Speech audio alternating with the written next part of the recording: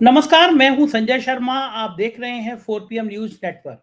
अगर आपने कल का इंडियन एक्सप्रेस नहीं पढ़ा तो प्लीज मेरे कहने से मंगवा लीजिए, पढ़ लीजिए। इंटरनेट पर उपलब्ध होगा, उसको मंगा लीजिए, पढ़ लीजिए। थोड़ा सा भी भक्ति भाव है आपका भक्त पार्टी के लिए तो सारा भ्रम खत्म हो जाएगा। इंडियन एक्सप्रेस ने विस्तार से छापा है कि 2014 के बाद, यानी हमारे विश्व गुरु आदरणीय प्रधानमंत्री जी के शपथ लेने के बाद, किस तरह भ्रष्टाचारी नेताओं को भारतीय जनता पार्टी में शामिल कराया गया। उनके ऊपर जो ईडी के केस थे, जो इनकम टैक्स के केस थे, जो सीबीआई के केस थे, या तो उनको शिथिल किया गया या उनको खत्म कर दिया गया। अमित शाह जी ने कहा कि हमने कोई केस खत्म नहीं किया है, यह भी लिखा है उन केसों को शिथिल कर दिया गया। सबसे बड़ी बानगी ऐसी है कि केजरीवाल की जो शराब नीति है, तो मुख्य आरोपी था, उसको पकड़ा गया, वो जेल में गया। कुछ दिन बाद उसने कहा कि पीठ में दर्द है, मुझे जमानत दे दी जाए। उसको जमानत दे दी गई, बाहर आया। करोड़ों रुपया उसने इलेक्टोरल बॉन्ड के जरिए भारतीय जनता पार्टी को दान में दिया, सरकारी गवाह बन गया। साहब ने कहलवाया कि कह दो केजरीवाल को पैसा दिया, उसने कह दिया केजरीवाल को पैसा दिया। साहब के बड़े प्रिय हैं अजीत डोभाल, राष्ट्रीय सुरक्षा संभालते हैं वो, सीबीआई, इनकम टैक्स, ईडी सब मिलके वो 100 करोड़ रुपए कहाँ चला गया, जमीन खा गई या आसमान निकल गए, पता नहीं चल पाए। लेकिन केजरीवाल, संजय सिंह, मनोज सिसोदिया लाइन लगा के सब लोग जेल चले गए। लेकिन साहब ने सोचा नहीं था कि जेल जाने का जो कदम है वो आत्मघाती कदम होगा। गोदी मीडिया जो कभी केजरीवाल को चलाना नहीं चाहती थी, मजबूरी में उसको दिन दिन भर केजरीवाल चलाने पड़ रहे हैं, क्योंकि देश का जनमानस केजरीवाल के संग सहानुभूति रख रहा है और कह रहा है कि तो इंतहा हो गई, ये तो लिमिट हो गई। दुनिया भर में भारत की डेमोक्रेसी के लिए, भारत के लोकतंत्र के लिए चिंता जताई जा रही है और कहा जा रहा है कि भारत में लोकतंत्र धीरे धीरे खत्म हो रहा है। ये एक चेतावनी है, ये देश की साख पर सवाल खड़ा करती है। तो क्या वाकई में इस समय कुछ दिन ऐसे चल रहे हैं जो साहब के लिए परेशानी पैदा कर रहे हैं? बेरोजगार, जिनके लिए कहा गया था कि पकौड़े तलना भी रोजगार होता है, वो अग्निवीर योजना की जैसी योजनाओं से भड़के हुए हैं और बहुत बड़ा वोट बैंक है उनका। अगर वो पलटे तो क्या होगा? और सबसे बड़ी बात कि मध्यम वर्गीय परिवारों की कमर टूट गई है, उनका क्या होगा? ये बात की हमने देश के जाने माने पत्रकार अभय दुबे जी के साथ। आप सब उनको टीवी चैनलों पर देखते रहते हैं, बहुत शानदार पत्रकार हैं, तमाम किताबें लिखी हैं उन्होंने, बहुत सामाजिक सरोकारों से जुड़े रहते हैं। ये सारी बातें हमने उनसे की है। चलते हैं अभय दुबे जी के पास, देखिएगा, समझिएगा, चैनल को ज्वाइन करके सब्सक्राइब करके अपनी राय जरूर दीजिएगा। चलते हैं अभय जी के पास। 4 PM न्यूज नेटवर्क में स्वागत है अभय दुबे जी आपका। और आपने भी वो इंडियन एक्सप्रेस की आज रिपोर्ट पढ़ी होगी। पूरा देश हैरान है। आज खुलासा हो गया कि किस तरह दर्जनों नेता ऐसे थे जिनके ऊपर गंभीर मुकदमे दर्ज थे या जिनकी गंभीर जांचें चल रही थी, ईडी की, इनकम टैक्स की, सीबीआई की, लेकिन वो भारतीय जनता पार्टी की वॉशिंग मशीन में गए और धुल के साफ होके निकल आए। आज नाम सहित, डिटेल सहित ये रिपोर्ट छपी है। क्या ये रिपोर्ट अब देश के बाकी गोदी मीडिया के चैनलों पर नहीं दिखाई जानी चाहिए? क्या देश में एक विमर्श नहीं खड़ा होना चाहिए? अगर सत्ताधारी पार्टी में तो इसको सीधा सीधा लूट कहूंगा, धमकी कहूंगा, डराना कहूंगा। आपको ईडी का नोटिस, इनकम टैक्स, और उसके बाद में वो नेता बीजेपी में शामिल हो जा रहा है। ये तो लोकतंत्र की सीधे सीधे हत्या है। आप क्या सोचते हैं? देखिए, भारत में लोकतंत्र है या नहीं है, किस और है तो किस क्वालिटी का लोकतंत्र है, ये सारी की सारी चीजें बहस के दायरे में है। इनमें से किसी भी चीज के बारे में हम लोग बहुत ही सुनिश्चित तरीके से नहीं कह सकते। भारत में लोकतंत्र इस वक्त बहुत ही संकटपूर्ण स्थिति से गुजर रहा है और उसका सबसे बड़ा कारण ये खबर है, सबसे बड़ा प्रमाण ये खबर है।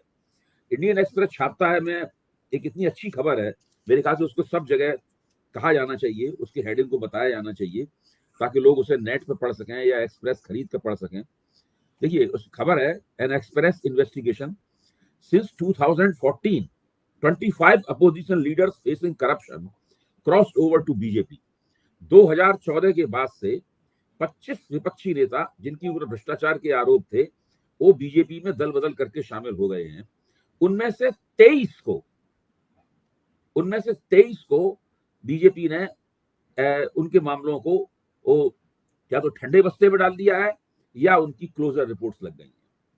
3 cases closed, 20 stalled, ऑफिशियल से probe is open, will act if required. अब आप देखिए अमित शाह क्या कहते हैं, गृहमंत्री अमित शाह कहते हैं कि उनके खिलाफ केस बंद नहीं हुए हैं। अच्छा, ये भी एक तरह का दांव है, आप उनके खिलाफ उन केसों को ना तो बंद कर रहे हैं और ना ही उनको उनके अंजाम तक पहुंचा रहे हैं, और एक तरह से उन्होंने ये गारंटी कर रखी है उन केसों के जरिए कि ये लोग बीजेपी छोड़ कर न जाएं, बीजेपी में बने रहें और बीजेपी की शर्तों के ऊपर काम करें। तो ये एक प्रकार का 2-3 तरह के एक्सटॉर्शंस हैं, यानी 2-3 तरह की जबरिया वसूलियाबियां हैं। ये राजनीतिक जबरिया वसूलियाबी है और इलेक्टोरल बॉन्ड से पैसे की जबरिया वसूलियाबी की गई है। तो भारतीय जनता पार्टी जब से सत्ता में आई है तब से लगातार इस काम में लगी हुई है, और पीएमएलए कानून के जरिए ये हो रहा है, इनकम टैक्स के जरिए हो रहा है, इन्फोर्समेंट डायरेक्टरेट के जरिए हो रहा है, सीबीआई के जरिए हो रहा है, और इलेक्टोरल बॉन्ड के जरिए अपना खजाना भरा जा रहा है। सारे देश में भव्य चमचमाते हुए 5 स्टार किस्म के दफ्तर बनवाए जा रहे हैं, एसेट्स बनवाई जा रही है। जैसे कि अभी कपिल सिब्बल ने एक जगह कहा भी है, अपना ही उनका एक कार्यक्रम आता है उनका, कपिल सिब्बल दिल से करके कार्यक्रम अंग्रेजी में करते हैं, तो उसके उतने दर्शक नहीं होते, उतने श्रोता नहीं होते हैं, लेकिन फिर भी कार्यक्रम काफी गहरा होता है उनका। तो उस पूरे कार्यक्रम में जस्टिस मदन लोकुर थे, प्रोफेसर अरुण कुमार थे, और सीताराम येचुरी थे, सीपीआईएम के जनरल सेक्रेटरी। उनको इसलिए भी शामिल किया गया था कि वो अकेले सीताराम येचुरी की पार्टी अकेली ऐसी पार्टी है जिसने इलेक्टोरल बॉन्ड का पैसा लेने से इनकार कर दिया था। कम्युनिस्ट पार्टी ने कोई पैसा नहीं लिया इलेक्टोरल बॉन्ड का, उन्होंने कह दिया हमें इलेक्टोरल बॉन्ड देने की जरूरत ही नहीं, हम इसको गलत मानते हैं, हम ये पैसा लेंगे ही नहीं। बाकी सब पार्टियों ने लिया। तो उसमें साफ तौर पर बात निकल के आई कि सारे देश में इस धन से, जो कि एक गैर संवैधानिक स्कीम के जरिए काले धन को कानून का जामा पहनाकर लिया गया, सारे देश में भारतीय जनता पार्टी ने बड़ी बड़ी संपत्तियां खड़ी की हैं, बड़ी बड़ी एसेट्स खड़ी की हैं। अब इन एसेट्स की जब्ती होनी चाहिए। अब सवाल ये है कि अगर ये धन अवैध था, अगर ये धन गैर संवैधानिक था, तो इसके आधार पर जो संपत्तियां खड़ी की गई हैं, अर्जित की गई हैं संपत्तियां, वो संपत्तियां भारतीय जनता पार्टी के पास कैसे रह सकती हैं? इन तमाम संपत्तियों की जब्ती होनी चाहिए। भारतीय जनता पार्टी से ये तमाम दफ्तरों को छीना जाना चाहिए। आप देखिए चुनाव बिल्कुल सिर पे खड़ा हुआ है, चुनाव के बाद कभी ना कभी ये मामला बहुत जल्दी ही अदालत में जाएगा, पब्लिक इंटरेस्ट लिटिगेशन की शक्ल में। फिर इस मामले पे फिर से अंदर से बाहर तक जबरदस्त सुनवाई होगी, और भारतीय जनता पार्टी इस पर बहुत बड़ी सांसद में फंसने वाली है, बहुत बड़ी सांसद में फंसने वाली है। आपका म्यूट है। लेकिन लगता है कि कुछ शर्म, कुछ नैतिकता, कुछ चेहरे को ढकने की कोशिश। प्रधानमंत्री अभी भी कह रहे हैं मेरी लड़ाई भ्रष्टाचार के खिलाफ है, मैं भ्रष्टाचारी को छोड़ूंगा नहीं। अभी 2 दिन पहले उत्तर प्रदेश में उन्होंने कहा है, और दूसरी तरफ ये इंडियन एक्सप्रेस की रिपोर्ट कह रही है कि सारे भ्रष्टाचारी तो बीजेपी में चले जा रहे हैं। प्रधानमंत्री का रवैया कुछ अलग तरह का है। आपको कर्नाटक का चुनाव याद होगा, कर्नाटक के चुनाव में कांग्रेस ने भारतीय जनता पार्टी की एसआर बोमई की सरकार के ऊपर आरोप लगाया कि ये 40% कमीशन की सरकार है, 40% सरकार का एक नारा लगाया, और वो नारा चिपका भी, जनता उसमें बिलीव भी करने लगी। प्रधानमंत्री वहां गए, उन्होंने मन से कहा कि ये लोग 80% कमीशन के लोग हैं, विपक्ष के ऊपर लगातार प्रधानमंत्री कहते रहे, जनता मानती रही कि ये 40% कमीशन की सरकार है, जनता उसके खिलाफ वोट डालने का संकल्प करती रही। प्रधानमंत्री लगातार ये कहते रहे कि विपक्ष 80% कमीशन खाने वाला है। जनता ने भारतीय जनता पार्टी को हरा दिया। वो पहला ऐसा चुनाव था जो भ्रष्टाचार के इल्जाम में एक भाजपा की सरकार हारी। प्रधानमंत्री ने जय बजरंग बली के नारे भी मन से लगाए, लेकिन वो कामयाब नहीं हुए और भाजपा हार गई। ये चीज प्रधानमंत्री के दिमाग में कहीं ना कहीं दर्ज हो गई, और वो हटी और उस तरह के व्यक्ति भी हैं। अब तो सोच रहे हैं भ्रष्टाचार के मुद्दे पे उनकी निजी साख जो है, उनकी जो लोकप्रियता है, और खुद उनके ऊपर निजी तौर पे कोई आरोप नहीं है, वो उसका इस्तेमाल करके वो देश की जनता के सामने एक चुनौती फेंक रहे हैं कि आप मेरी बात पे यकीन कीजिए या विपक्ष की बात पे यकीन कीजिए। देखिए इस वक्त जो घटित हो रहा है दिल्ली में, जो वोटर जो है वो इसको समझने और डिकोड करने की कोशिश कर रहा है। प्रधानमंत्री ने भ्रष्टाचार को ही चुनाव का केंद्रीय मुद्दा अपनी तरफ से बना दिया है, विपक्ष ने उसको चुनौती दी है। जो रामलीला मैदान में हुआ वो क्या हुआ? देखिए, रामलीला मैदान की मीटिंग बहुत प्रभावी साबित हुई है। उसके 2-3 असर हुए हैं रामलीला मैदान की मीटिंग। एक तो रामलीला मैदान में जैसे ही चुनाव आयोग से कहा गया कि आप लेवल प्लेइंग फील्ड उपलब्ध कराइए, ये आपकी जिम्मेदारी है, तो चुनाव आयोग ने मीटिंगों का सिलसिला शुरू हो गया। एक्सप्रेस में इसकी भी खबर आई थी। चुनाव आयोग ने लगातार इस बात के ऊपर सोचा कि हमारी साख दांव पे लगेगी। तब फिर चुनाव आयोग की अंदर खाना इन लोगों ने इनकम टैक्स डिपार्टमेंट से भी बात की। तब इनकम टैक्स डिपार्टमेंट ने कांग्रेस को आश्वासन दिया कि हम जून तक यानी चुनाव तक जो है आपके खिलाफ कोई दमनात्मक कार्रवाई नहीं करेंगे, आपको जो नोटिस दिया गया है। ये इसका दूसरा असर था। और उसका तीसरा असर संजय सिंह को मिलने वाली जमानत है। देखिए, 3 घटनाएं एक साथ हुई हैं और ये तुरंत उस रैली के बाद हुई हैं। एकता में बहुत शक्ति होती है। विपक्ष एक साथ मंच पे गया, उद्धव ठाकरे ने रैली की थी तब विपक्ष मंच पे था, आम आदमी पार्टी ने दिल्ली में रैली की तब विपक्ष के मंच पे था, और विपक्ष ने उसमें 5 मांगे रखी। 5 मांगे ऐसी हैं जिनको कोई भी कहेगा कि मांगे ठीक है, इनमें गलत क्या है। इन मांगों का समर्थन करने के लिए आपको बहुत ज्यादा भाजपा विरोधी होना जरूरी नहीं है। बिल्कुल ठीक बात है, और मुझे लगता है कि शायद प्रेशर में भी आया उसके बाद इस वक्त विपक्ष ने जो एजेंडा सेट किया है, प्रधानमंत्री को उसके ऊपर प्रतिक्रिया करनी पड़ रही है। मामला उलट गया है, मुझे तो ऐसा लग रहा है। अच्छा, ये आपको नहीं लग रहा पिछले 6-7 महीनों से ऐसा हो रहा है कि बीजेपी विपक्ष की पिच पे आके खेलने को बेबस हो रही है? पहले बीजेपी अपने पिच पे खिलाती थी, लेकिन पहली बार ऐसा हो रहा है जो केजरीवाल के मुद्दे पे, खास तौर से केजरीवाल जो चाह रहे हैं बीजेपी वही करती चली जा रही है। इतना ज्यादा फायदा हो गया केजरीवाल को पिछले 1 महीने में जेल में जाने के बाद से। सोचा नहीं था कि मैंने कि आम आदमी पार्टी को सिंपैथी पूरे देश में इतनी मिल जाएगी। तो विपक्ष की ये अब हम लोगों को इसका नाम केजरीवाल इफेक्ट रख देना चाहिए। हाँ। हम लोगों को इसका नाम केजरीवाल इफेक्ट रख देना चाहिए, क्योंकि जिस दिन से अरविंद केजरीवाल की गिरफ्तारी हुई है, जो चुनावी खेल के नियम हैं वो बदलते जा रहे हैं। तो पूरा गेम, वो टर्निंग पॉइंट जो है ना, गेम चेंजर साबित हो रहा है। केजरीवाल जुडिशियल कस्टडी से, सॉरी, पुलिस कस्टडी से जुडिशियल कस्टडी में जा चुके हैं, और अब हाई कोर्ट ने भी उनकी गिरफ्तारी के ऊपर फैसला सुरक्षित रख लिया है। वो हाई कोर्ट कभी भी उस फैसले को देगा। खैर, वो तो जो भी होगा, यहाँ तक जो पीएमएलए कोर्ट है राउज एवेन्यू पे, उस कोर्ट में भी एक मामले में केजरीवाल जमानत पे हैं, वो मामला भी, उस मामले पे भी फैसला आना बाकी है। और हाई कोर्ट ने जो एक हाई कोर्ट में शुरू में जो गए थे, हाई कोर्ट ने फाइल मांगी थी, उस पर भी। अब बताइए, संजय सिंह पे जब सुप्रीम कोर्ट में जगह हो रही थी, तो सुप्रीम कोर्ट ने कहा कि भाई केस की मेरिट्स क्या है, इस पर चर्चा कर लीजिए। तो जैसे ही ये कहा केस की मेरिट्स क्या हैं, चर्चा कर लीजिए, जो वकील थे, सरकारी वकील थे, उनका माथा ठनका। अब अगर केस की मेरिट्स में भी चर्चा होने लगी तो हम तो सारे हमारे केस कमजोर हो जाएंगे। तो उन्होंने तुरंत कहा हम केस की मेरिट्स पर चर्चा करने के लिए तैयार नहीं है, हम इस जमानत का विरोध नहीं करते। हाँ, पासा पलट गया था, पूरा तुरंत पासा पलट गया। तो इस वक्त परिस्थिति इस प्रकार की है, और सब लोगों के सामने विपक्ष की ये बात जा रही है कि भाई हमारे ऊपर, देखिए, आमतौर पर नेता की इमेज इस देश में ऐसी है, इसमें आम पब्लिक से पूछो भाई नेता कैसे होते हैं, लोग कहते हैं भ्रष्ट होते हैं। लेकिन ऐसा नहीं है कि वो किसी पार्टी को मानते हैं कि इस पार्टी में भ्रष्ट नहीं है, वो फलानी पार्टी में भ्रष्ट है, ऐसी बात नहीं। परिस्थिति इस तरह की है कि भ्रष्टाचार सब जगह है, सब जगह भरा हुआ है। लेकिन जो प्रधानमंत्री कर रहे हैं कि विपक्ष के ऊपर भ्रष्टाचार का आरोप लगा रहे हैं और भारतीय जनता पार्टी को पाक साफ बता रहे हैं, उसमें जो भ्रष्ट भी आता है वो भी पाक साफ हो जाता है। तो मोदी वॉशिंग पाउडर की बात कही जा रही है। तो ये जो स्थिति है, इस स्थिति को मुझे नहीं लगता कि बड़ी आसानी के साथ वोटर हजम कर लेंगे। कुछ ना कुछ वोटरों का एक बड़ा हिस्सा, वोटरों को इतना मूर्ख भी नहीं मानना चाहिए कि वो प्रधानमंत्री जो कहेंगे उनकी बात को वैसी तरीके से मान लेगा। देखिए, मनमोहन सिंह भी बिल्कुल एकदम निष्कलंक प्रधानमंत्री थे। मनमोहन सिंह के ऊपर एक नए पैसे के भ्रष्टाचार का मामला नहीं था, लेकिन फिर भी उनकी सरकार जो है वो भ्रष्ट सरकार मानी गई और वो कांग्रेस बुरी तरीके से चुनाव हार गई।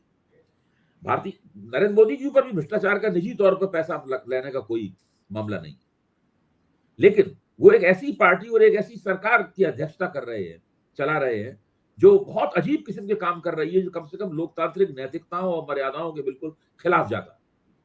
और ये बहुत दिनों तक ये नहीं चल सकता है। देखिए, जब आप एक हद पार कर देते हैं, अति हो जाती है, तो लोगों पे उसकी जरूर प्रतिक्रिया होती है। भारतीय लोग इस तरह के नहीं है कि सरकार को जो मन में आए करने दें। तो आपको क्या लग रहा है वो प्रक्रिया वाली स्टेज में, यही आपसे पूछना चाह रहा था, जैसे इंडियन एक्सप्रेस की खबर छपी है और अब तो बिल्कुल साफ है कि सारे भ्रष्टाचारियों को डरा धमका के बीजेपी की वॉशिंग मशीन में डाल दिया गया।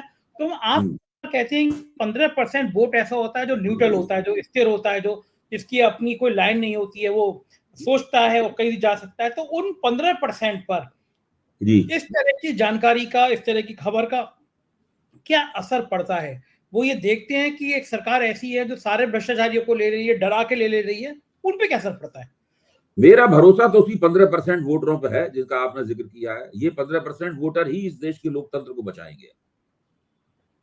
ये अगर ऐन मौके पे इन्होंने तय कर लिया कि भारतीय जनता पार्टी को वोट नहीं देना, इनके आधे लोगों ने भी तय कर लिया, तो भारतीय जनता पार्टी के जो 37.8% वोट हैं वो घट के 30% या उससे नीचे आ जाएंगे, केवल इनके आधे वोटरों की दम पे। और ये ऐसा वोटर है जो घर पर निष्क्रिय नहीं बैठा रहता है, ये निर्णय लेके वोट डालने जाता है। ये बाकायदा वोटर है जो अदबदा के वोट देता है, अपने अधिकार का इस्तेमाल करता है। इनमें से कुछ बहुत जो निराश होते हैं वो नोटा वगैरह कर देते हैं, लेकिन बाकी सब वोट डालते हैं। अबे जी, एक बड़ा वोटर और है, वो है यूथ, युवा वोटर, जो बेरोजगारी की समस्या से जूझ रहा है, जिससे कह दिया गया है कि तुम पकौड़े तलना रोजगार होता है, ठेला लगाओ, पकौड़े तलो, जिससे के लिए अग्निवीर ले आए हैं, जिसके लिए कहा गया था 2 करोड़ रोजगार मिलेंगे, जो 1 लाख भी नहीं मिल पाते, 2 लाख भी नहीं मिल पाते। नौकरियां निकलती हैं, 10,000 की फॉर्म भरे जाते हैं, 80 लाख, उसमें भी पेपर लीक हो जाते हैं, एक के बाद एक पेपर लीक हो जाते हैं। जबकि नौजवान बात करते हैं, उस पर लाठियां बरसाई जाती हैं। तो ये जो बड़ा वोटर है, ये जो यूथ है, नौजवान है, इस पे क्या दांव काम करेगा? प्रधानमंत्री के लच्छेदार भाषण, राम मंदिर, या अपने ऊपर पड़ने वाली लाठियां और बेरोजगारी की मार, ज्यादा असर क्या करेगा? भाई मेरा तो विचार ये है कि अगर विपक्ष द्वारा कम से कम 2 साल पहले इस देश में बेरोजगारों को संगठित करके एक बेरोजगारी और बेरोजगारों का आंदोलन खड़ा किया जाता, तो आज बिल्कुल तय था कि भारतीय जनता पार्टी का बिल्कुल लोकसभा चुनाव में सफाया हो जाता। इनकी 50-60 सीटें रह जाती पूरे देश में। बेरोजगारी का मसला इतना बड़ा मसला है। सारे नौजवान जो first time, second time, third time voters हैं, मतलब जो है वो सारे के सारे भारतीय जनता पार्टी के खिलाफ जम के वोट करते। जो उम्मीदवार उसको हराने वाला होता उस उम्मीदवार को वोट देते, कोई कितने भी उम्मीदवार खड़े होते। भाजपा के वोटों में बहुत बड़े पैमाने पर इसमें गिरावट आती। ये विपक्ष ने किया नहीं। मुझे याद है कि 2014 के बाद की बात है, ये करीब 2016 या 17 की बात होगी। मेरे पास कुछ नौजवान लोग आए थे, उनमें 1-2 लोगों को आप भी जानते हैं, उसमें लक्ष्मण यादव भी शामिल थे वो। हाँ, तो वो मेरे पास आए थे। वो लोग बेरोजगारों का एक आंदोलन खड़ा करना चाहते थे। काफी देर उनसे बातचीत हुई और उन्होंने कोशिशें भी बहुत की, मैं उनकी तारीफ करूंगा उनकी। वो काफी दौड़ धूप की, लोगों से मिले मिलाए, लेकिन दरअसल पार्टियों ने उस तरह से मदद नहीं की उनकी। देखिए, भ्रष्टाचार विरोधी आंदोलन था, उसके पीछे भारतीय जनता पार्टी, राष्ट्रीय स्वयंसेवक संघ, विवेकानंद फाउंडेशन, इन सब की मदद थी उसके पीछे। ये सब लोग उसकी किसी न किसी तरह से उस भ्रष्टाचार विरोधी आंदोलन की मदद कर रहे थे। ये चाहते थे कि सरकार के खिलाफ एक सनसनीखेज किस्म का ऐसा आंदोलन हो जिसमें शहरी मध्य वर्ग और अर्ध शहरों का जो कस्बाई शहर है उनके वो मध्य वर्ग इस सरकार के खिलाफ खड़ा हो जाए। और वो अपने इस मकसद में कामयाब रहे। ये काम उन्होंने 1.5-2 साल किया। पूरा 2011, 12, 13 में ये लोग सक्रिय रहे। इस आंदोलन को लगातार पीछे से जो है वो पुश करते रहे। ये इसी इसको सीख के जो गैर भाजपा विपक्ष है उसको करना चाहिए था। ये उन लोगों ने नहीं किया। ये लोग हाथ में हाथ रख के बैठे रहे। ये बहुत बड़ा मुद्दा था।